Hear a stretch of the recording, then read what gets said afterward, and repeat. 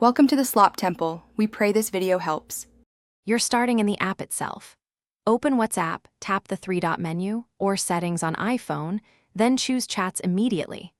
This area groups display options so you can change theme, wallpaper, and text size without digging through unrelated menus.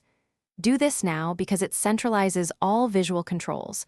Once inside Chats, you'll save time flipping between screens. Make sure your app is current, and that WhatsApp can access photos/storage, so selecting a custom wallpaper works smoothly. Now modify each element deliberately.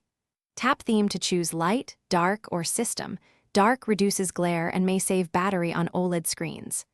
Next, open Wallpaper. Try Default, a solid color for minimalism, or Gallery to use a personal photo. Crop carefully and preview to check message legibility.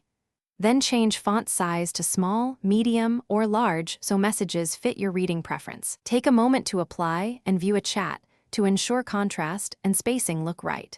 Finish by applying each setting and checking a few conversations for consistency. If a wallpaper or theme doesn't appear, close and reopen WhatsApp, because the app may need a quick restart to refresh the UI. You can also set a per-chat wallpaper by opening a conversation, tapping the contact name, and choosing wallpaper to personalize important threads.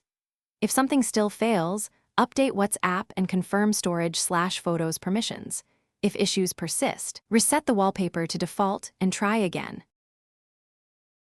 Thanks for watching. Consider subscribing if we helped you.